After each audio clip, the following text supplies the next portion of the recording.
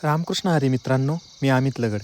मित्रांनो, आज संत्र्याची फवारणी करायची होती, पण त्याआधी संत्र्याला पाणी दिलं, कारण प्रत्येक गोष्टीची एक वेळ योग्य असते. दुपारपर्यंत संत्र्याला पाणी देऊन घेतलं. त्यानंतर दुपारी फवारणी करायचं ठरवलं होतं. फवारणीसाठी हे औषध आणलं होतं, कारण संत्र्याची फळं जराशी काळी पडायला लागली होती. कोणत्याही पिकाचं वेळीच लक्ष नाही दिलं तर ते पीक वाया जाऊ शकतं. संत्र्याला फळ लागणं म्हणजे एका दिवसाचं यश नाही, तर महिन्यांच्या कष्टाचं फळ आहे. पाणी, खत, फवारणी, लक्ष आणि संयम सगळं एकत्र आलं की झाड फळ देतं.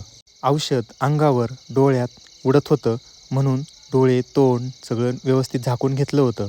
शेतीत धाडस लागतं, पण काळजी त्याहून जास्त लागते. आज संत्र्याला चांगली फळं लागली आहेत आणि यावर्षी मार्केटही चांगलं आहे.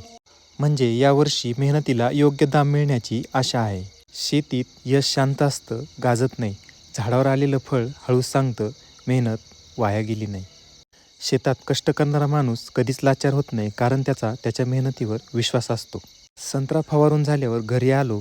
घराजवळ लसूण पेरला होता. त्या पेरलेल्या लसणात जरा गवत दिसलं. मग लगेच काम पुढे ढकललं नाही, तर 3-4 पंप लगेच लसणाला औषध मारून घेतलं. शेती शिकवते, एक काम झालं की दुसरं वाट पाहत नसतं. जो वेळेवर काम करतो तोच टिकतो. रामकृष्ण हरी.